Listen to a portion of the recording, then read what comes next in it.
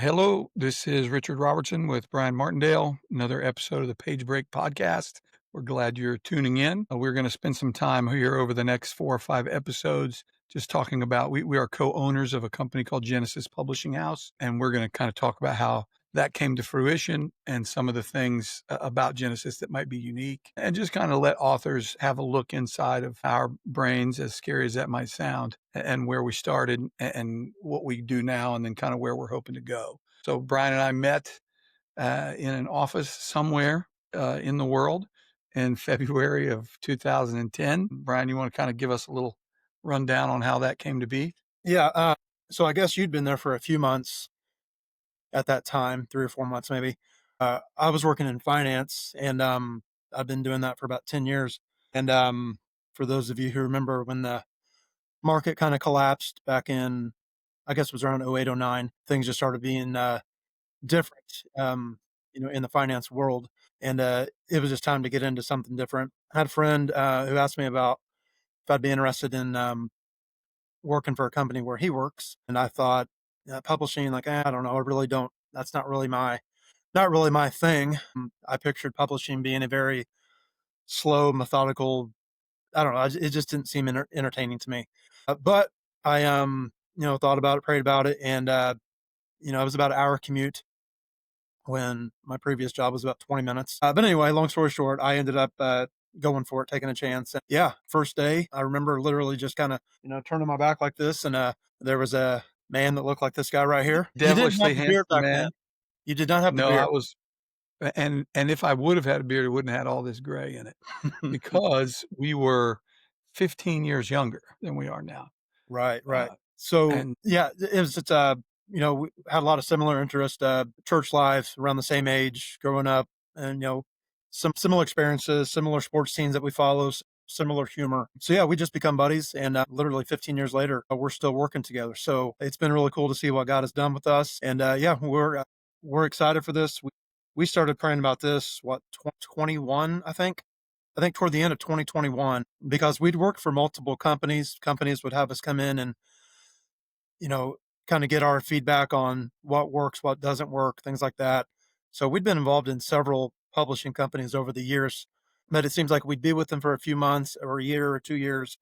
And then we kind of start getting that ick feeling, if that makes sense, where they were more focused on bottom line revenue versus, am I really helping this author out? So that's when we decided, we've done this for so long, we know how to do this. We're going to step out on faith and make sure we always put the author first. So that's where we are now. yeah, and I think you kind of hit the nail on the head when you said the ick feeling. Like we would work with these companies and you would talk to these people, right? And the best part of what we do is talking to the authors. The majority of the people that we've worked with over the years, and I think we tried to calculate up that we've worked on about 6,000 projects over the last 15 years. The majority of those people were just great to work with. And then you realize like we might not be offering not only the best service, but maybe for the value, it's not good. And we would, kind of raise that concern to the companies that we were with. And we found out that it all became about the bottom line. And that's not to say that bottom line and profits are not important, right? Like we couldn't stay in business if we didn't make some profit. And that is kind of a problem that we have to balance. But when we found out that the people that we were forming these great relationships with, a lot of times were very unsatisfied or unhappy, then we felt like we were kind of driven to do something different, if that makes sense. Yeah. So, one thing you'll find with Genesis, and I think it's very rare, we don't have salespeople that just call these people, potential authors. We don't have we don't call you every day, where we don't have people hound a potential lead. In every place we've ever been, that's what it was, calling every day. Are you ready? Are you ready? Are you ready? Get your credit card out. We literally do the complete opposite of that. We don't put the pressure on the author. We let the author know, here's what we can do. Here's how it's going to work step by step. Rich and I are literally involved in every single project, every step of the way. Now, we're not designers. We're not editors. You don't want us doing those things. Your book Yeah. would not be very good if we did those things. But we're copied on every single correspondence from production and editing, distribution, marketing, all those kind of things. Rich and I are there, and it's our company. It's our reputation. Just like any business, when people are satisfied, it's a great feeling, to know that we brought this, kind of merged everything together and things worked out. But if a client's not happy, it's a terrible feeling, as an owner of a company like this. A manuscript is a lot of times for authors, it's like their kid. It means it's personal, and it's their life. For I've had I remember a guy one time who told me, made a picture. He asked me if I was sitting at a desk, and I said yeah. And he said, do you have typical style desk? Do you have 3 drawers on your right hand side? And I said yeah. And he goes, I want you to do me a favor. The very bottom one, pull that drawer out and picture a manila folder being there. And I was like, okay. So I did that. And he said, I'm doing the same thing right now. And I'm staring at typed pages that I typed. I want to say he said like 1985 or something like that. It was like 30 some years old, 35, 38 years ago. And he said, I've been staring at this manuscript for, I don't know the exact years, but it was like 35 years. I remember this guy. He was a physician in Switzerland. Don't know if he ever ended up publishing. He didn't publish with us. But my point in saying that is I think people get so concerned about, am I worthy to write a book? Does anybody care about this? What will people say? Will I get laughed at? Will I, is it dumb for me to do this, to pursue this? We of course want to help authors understand that whoever you are listening to this right now, if you've never written or if you've never published a book, you're not any different than probably 98% of the people that we work with, as far as, I don't know if it's good. I don't know if people want to read it. Who am I? Like things like that. And of course that's fear, that's doubt, and we know where that comes from. Uh, that comes from Satan, us, doubting ourselves and being scared. So anyway, hopefully someone listening to this can take that away, or to understand that you're not any different than most people that we work with. Yeah, and I think there's a couple of things that I want to kind of riff off of that you said. The whole "is this worth it" conversation really has two points, or two tracks. The first one is the whole self-publishing, assisted self-publishing, boutique publishing, traditional publishing conversation. It used to be, and I blame Anne of Green Gables for this. And if you haven't seen Anne of Green Gables because you think it's not manly or whatever, first of all, don't lie, you've watched it. Second of all, and this is, I guess, a spoiler, except for the movie's like 50 years old, when Matthew dies, if you didn't cry, then I don't know if you're a real human being. But in Anne of Green Gables, she mails a manuscript off and then waits, however long, I don't know. And then she gets like a printed book back with like a check. And everybody's like, well, that's how it's going to, my book is so good that that's how it's going to be for me. Everybody should understand at this point that Anne of Green Gables is fiction, right? Like that's not real. Traditional publishing doesn't really work that way. I know once in a blue moon, you hear a story about somebody who got picked up traditionally but usually it's because they had a connection, they knew somebody, something fell just the right way. Value and whether or not your book is good enough, traditional publishing has nothing to do with that, right? Because big publisher might get hundreds of thousands of manuscripts a year mailed to them, and they don't have the staff even to open and read them all. Like if they were to do that, they would financially have difficulty because of the amount it would take just to open and read all of those, to pay people to do that. So now that user-generated content has become such a boon in American society, whether it's YouTube or SoundCloud or podcasting or whatever it might be, the middleman has kind of been eliminated. You can take, I'm going to wait my entire life for a traditional publishing deal that probably never comes, and I'm going to go ahead and, take matters into my own hands and publish this because I think it needs to be done. The second side of that coin is, well, I don't know if I want to invest money in something and I don't know if it's any good. And that's probably, I think Brian would agree, that's probably the thing we hear most is, I don't know if I want to invest in this because I don't know if it's any good. There's a couple of things to think about there. I tell this to authors in almost every phone conversation. When curved TVs first came out, they were about $4,500 for a 65-inch curved TV. Was supposed to change the way, it was going to revolutionize things. The day I saw that advertised, I was like, I have my keys in my hand, and my wife's like, where are you going? I'm on my way to Best Buy because there is a curved TV, and maybe it's voodoo or I don't know, but we're getting one. So I drove straight to Best Buy, spent $4,500 on a curved TV, hung it in my living room, and did nothing to enhance the TV watching experience. It was just the dumbest thing I'd ever spent $4,500. You can publish a book for about half that and you'll have something that's going to live forever. And so I'm not sure why we don't balance money spending kind of the same way. And that this is something that's going to be, whether or not, you think you're going to make millions, if God gave this to you to write, it's probably worth putting something into. And instead of buying another flat screen, let's just kind of work through your manuscript together and see if we can do something to get it out.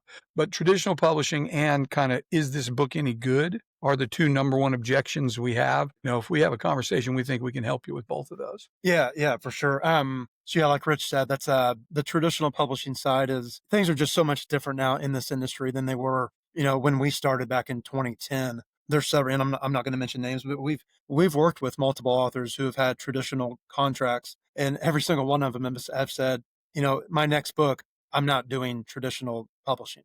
I'm going to do it. I'm going to do it through a hybrid publisher. So for those of you out there, and you may be like, what does that mean? Hybrid, traditional self-publishing. So self-publishing is obviously, you go on Amazon or wherever and you do it yourself. You format it, you do the cover, you do the editing. I mean, you do everything on your own and you focus on the distribution, which is just going through Amazon. Depending on your goals, that could be a fine outlet for you. One thing we're not going to do is we're never going to, if that makes sense for what your goals are, we're not going to say, oh no, don't do that. Rich and I are here. We're going to change your goals. You might be a therapist and maybe your whole goal is, I just need some printed copies on hand, to kind of give to clients, or when I go to a workshop, I want to have 100 of them in the back, do a meet and greet, things like that.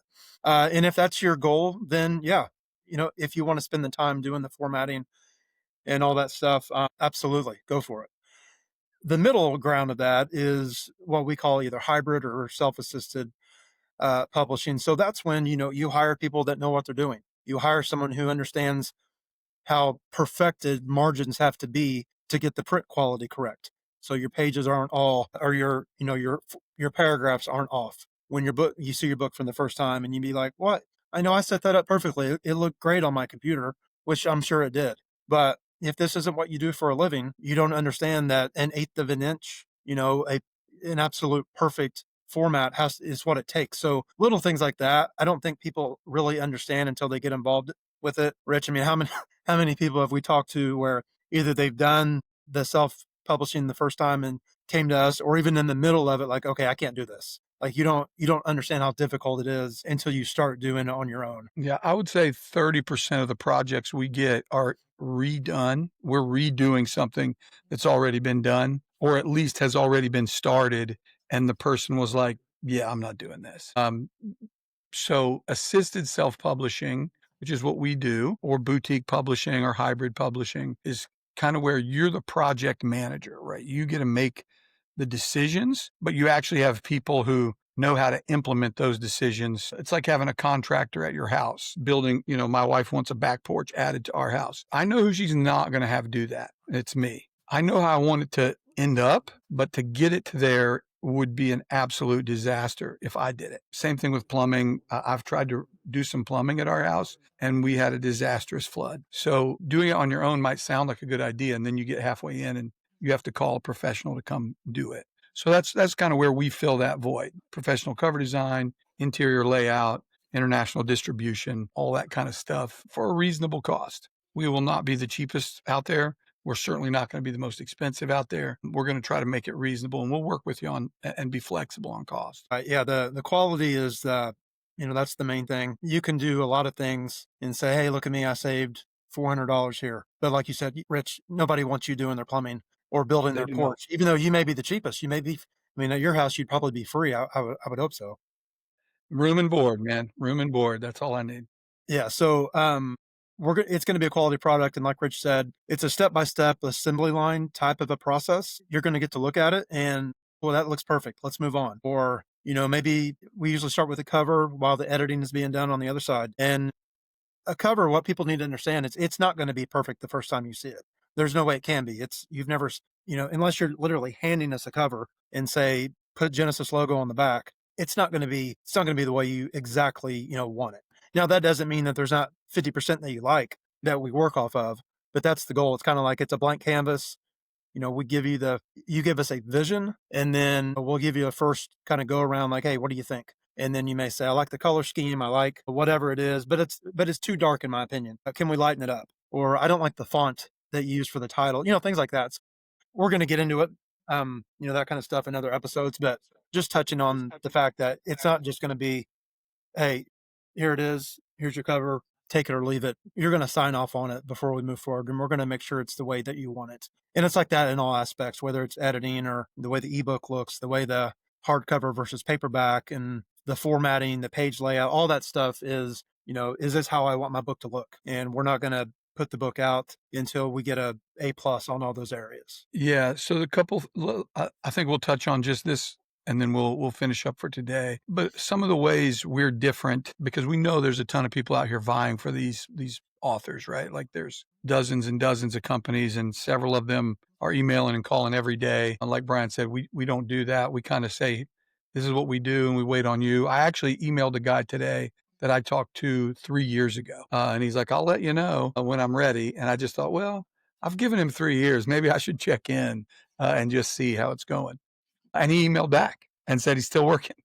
So, but a few of the ways we're different, other than we're just not hounding you for dollars all the time, is we are going to tell you the truth about the industry when we talk to you. And that's cost us a few deals here and there. But at the end of the day, we don't want to get halfway through a project and somebody go, well, I'm mad at Rich or I'm mad at Brian because they told me something that wasn't accurate or wasn't true, just to get me in the door. A couple other things. Royalties are kind of a big misconception in this industry. So what we decided to do, instead of weird formulas and you getting a weird check every quarter we just give you 100% of the royalties. Everything that you sell, we set ourselves up as the publisher in the distribution system, but we set your home address up and your name up as the person that the check goes to. So we're not splitting royalties. We're not taking part of your money for selling your book. And the same thing with selling your book back to you. We are not going to take advantage of you selling your book back to you. A lot of publishers will do fairly slim margins on the publishing and editing part just so they can sell you thousands of your own book. We still want you to buy your own book because we think you need that for marketing. But if you'll talk to Brian or I, we're going to get you an actual deal on your books, not mark them up 30 or 40% and sell them back to you. Same thing with marketing services that you're not going to need. We try to give you actual collateral that you can use, but we're not selling you a publicist for $20,000. Just doesn't make sense. Doesn't work, right? You'll spend $20,000 and then you'll drive to either my house or Brian's house and murder us in our sleep. And so we don't want to charge you for stuff we try to charge you for stuff that will work. And so those are some ways we're different than some of the other guys out there that I think set us apart. Yeah. So one last thing, I think we'll kind of wrap up for episode 1. But we get this question a lot, like, will you publish this material, that material? Anyone who goes to our website, which is just simply genesispublishinghouse.com, you can tell very quickly that we are faith-based. That doesn't mean that we won't publish. I'll go ahead and give a shout out to one of our authors, Roger Fields, and he has a book titled Homicide on Route 66. So that doesn't sound very Christian-like, your typical your Max Lucados or your Beth Moores or people like that, John Eldridge. They usually don't have the word homicide in a book. My point in saying that is, number one, there is a good message to the book. But number two, your book doesn't have to be necessarily faith-based. But what we absolutely will not do is we will not publish anything that goes against biblical principles, if that makes sense. If you're trying to promote certain ideals or morals that we do not agree with as Christians, we will politely tell you that we're not the publisher for you. Yeah, and I will throw this in. We might even tell you where else to go, right? Like we've worked with a lot of places. So it's not that we're being so discriminatory that we won't help you. It's just not a fit for what we do. Right. Yeah. So, children's books, motivational counseling, we've had some sports books, we've had some history books, science, all that kind of stuff is totally fine for us. As long as, like I said, you're not preaching anti-biblical material, hoping to get a reader on board with your logic. So I hope that makes sense. Yeah, I think that's how I would put it. And I think that's probably a good stopping point for today. GenesisPublishingHouse.com, great place to go and learn a little bit more about us. Plus you can fill out a contact us form on there if you want. And we'd love to reach out to you and talk to you about your book. All right. Thanks, everyone. All right. Take care. We'll talk soon. Bye.